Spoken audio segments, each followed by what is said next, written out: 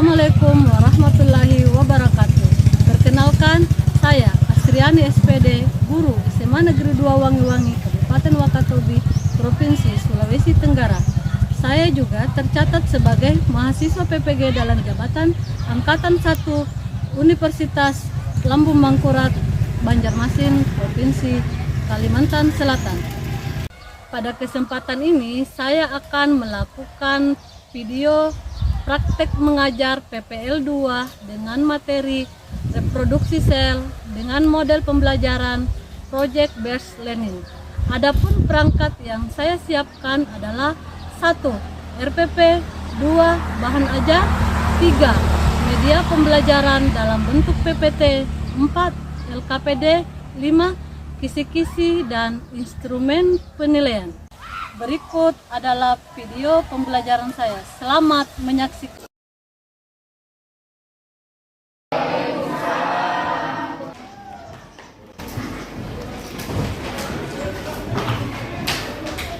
Selamat pagi anak-anak. Pagi, Bu. Bagaimana kabarnya hari ini? Baik. Alhamdulillah. Sebelum kita memulai pelajaran, ada baiknya kita berdoa dulu ya. Berdoa dipimpin oleh ketua kelas. Kepada ketua kelas dipersilakan. Teman-teman, sebelum kita mulai belajar, mari kita baca doa. Berdoa dimulai. Berdoa selesai. Sebelumnya mungkin Ibu akan mengabsen dulu kalian ya. Kehadirannya apakah kalian sudah hadir semua? Sudah hadir semua belum? Sudah ya? Selanjutnya ya, sebelum kita masuk di pembelajaran kita hari ini, Ibu ingin mengetes dulu kalian ya. Saya kasih soal, lihat sejauh mana kalian memahami pelajaran hari ini. Jangan lupa ditulis nama dengan kelas. Ibu akan melanjutkan materi ya. Namun sebelumnya Ibu mau tanya, apakah kalian masih ingat pembelajaran kita sebelumnya tentang mekanisme transport melalui membran? Masih ingat ya? Pada pertemuan sebelumnya Ibu sudah menjelaskan itu. Siapa yang masih ingat? Mekanisme transfer itu dibagi menjadi berapa? Oke, Leila, dibagi berapa? Dibagi menjadi 2. Oke, dibagi menjadi 2. Ada yang tahu mekanisme transfer apa saja itu? Cahyo. Mekanisme transfer melalui membran itu terbagi menjadi 2, yaitu transfer aktif dan transfer pasif. Ya, transfer aktif dengan transfer pasif. Jadi kita beri aplaus untuk semua jawaban. Selanjutnya, coba diperhatikan gambar di depan ya. Kalian amati. Jadi yang kalian lihat itu adalah proses pertumbuhan dari bayi sampai ke dewasa.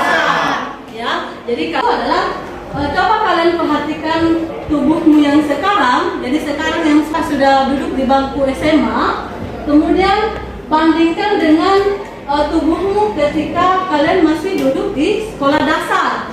Ya, mengapa tubuh kalian itu semakin tinggi? Menurut kalian bagaimana? Semakin tinggi dan besar. Ada yang bisa jawab? Arif ya.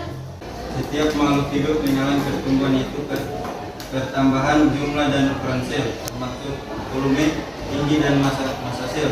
Pertumbuhan inilah yang mempengaruhi tumbuh menjadi tinggi dan besar.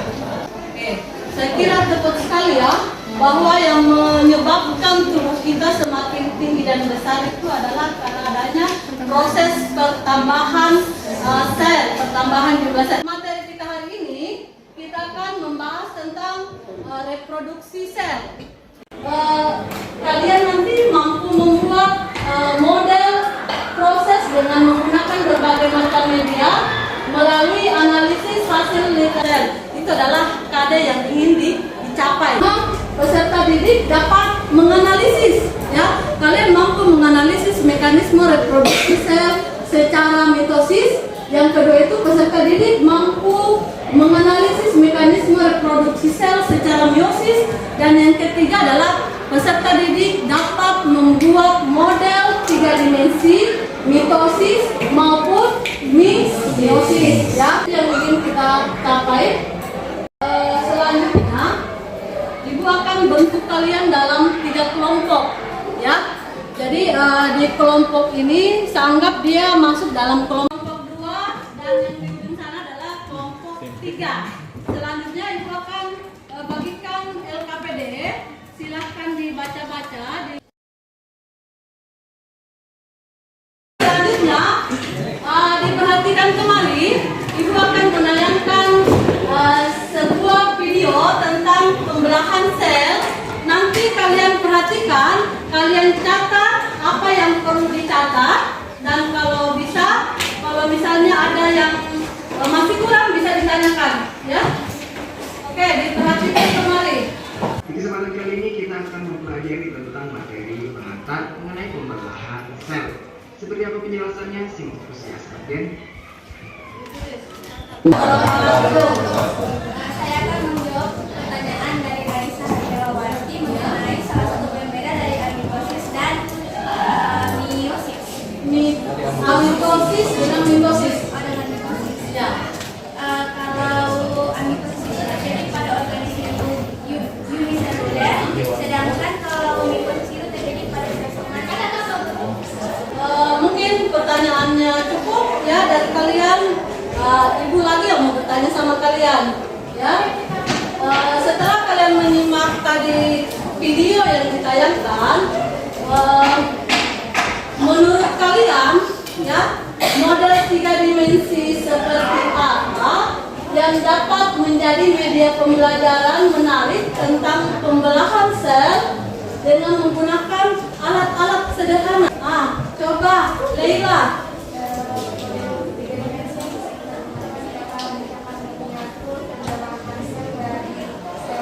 Ya, bisa ya. Jadi model 3 dimensinya itu dia menggunakan styrofoam. Ya, kalian mendesain sendiri kira-kira alat dan bahan apa yang akan kalian gunakan di dalam mempersiapkan untuk membuat proyek, ya. Membuat proyek 3 dimensi. Untuk mendesain, ibu akan tampilkan video bagaimana cara membuat model 3 dimensi ini yang terbuat dari styrofoam untuk membuat kromosomnya. Di LKPD itu sudah bisa diisi, ya. Ada pertanyaan di situ. Tanya, bagaimana jadwal penyusun pembuatan proyeknya sudah didiskusikan? Sudah. Jadi kalau sudah bisa ibu cek, ya, datang di meja ibu.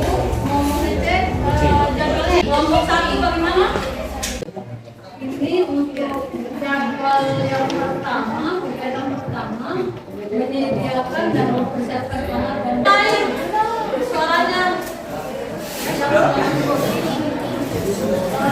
ketiga itu adalah mengamati hasil dan itu sudah bisa kalian kerjakan hari ini. Kira-kira sampai batas di tahap berapa kalian bisa menyelesaikan.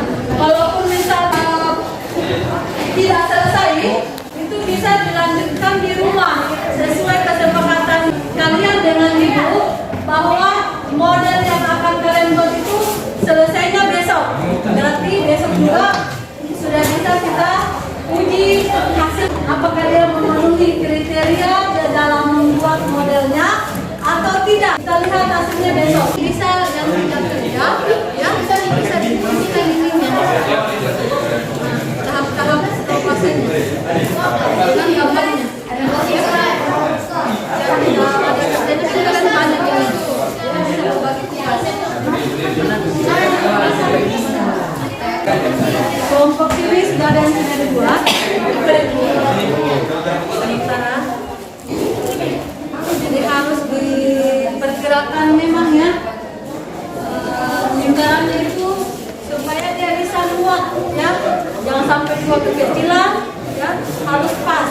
Jadi tahapannya itu mulai kalau misalnya memang hari ini kita tidak bisa selesaikan, ya, karena masih ada yang ibu akan sampaikan dulu, ya, berkaitan dengan materi ini. Jadi nanti hasilnya itu nanti besok saya lihat dalam bentuk jadinya. Ya. Berarti hari ini tahap menyusun jadwal dan memonitor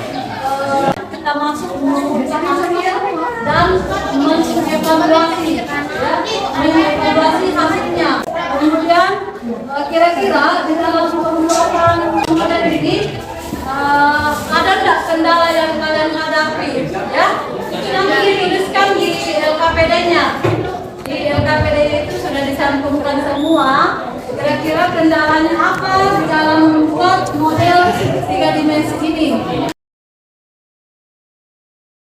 Untuk kemuatannya, ya, kemuatan dari pembelajaran ini, coba diperhatikan. Mungkin untuk pengertiannya bisa dihentikan dulu sementara. Ya. Pembelahan sel itu dibagi menjadi 3, ya.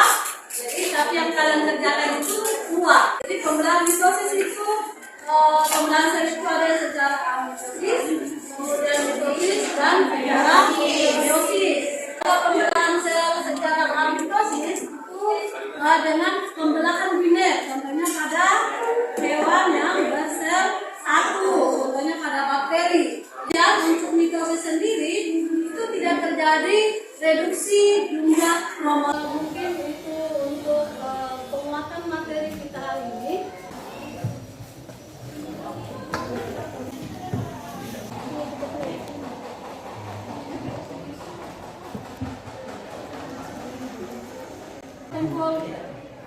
Mudah-mudahan hasil podcast ini dia lebih baik dari tesnya.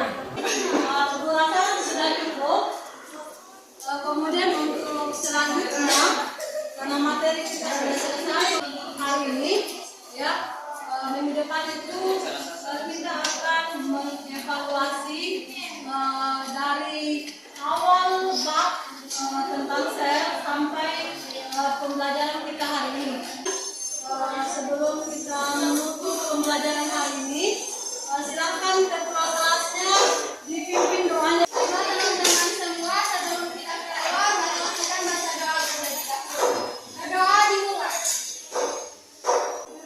Mudah-mudahan pembelajaran hari ini ya ada manfaatnya. Kemudian ibu akhiri dengan Assalamualaikum warahmatullahi wabarakatuh.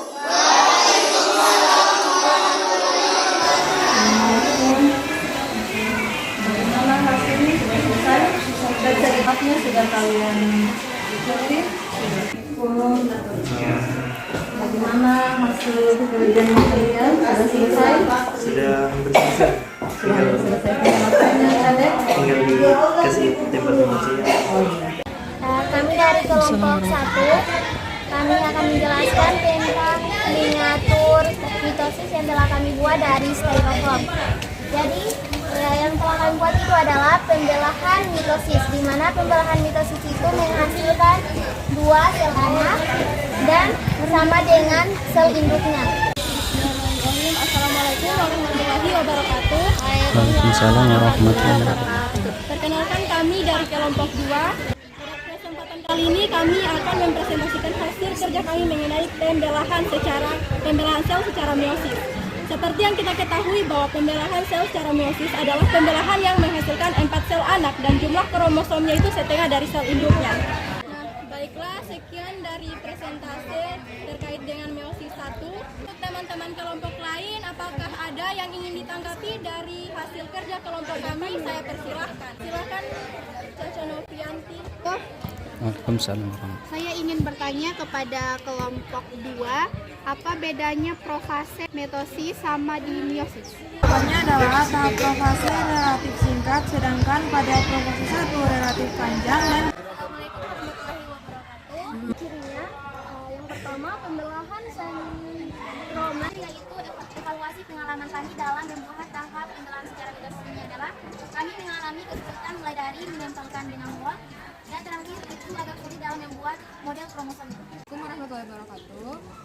Baiklah, adapun kesulitan yang kami alami pada membuat model 3 dimensi dari meiosis 1 ini adalah dalam pembuatan bulatan-bulatannya. Pada tahap bertahap itu kami mengalami kesulitan pada tahap tersebut. Dan terima kasih. Wassalamualaikum warahmatullahi wabarakatuh.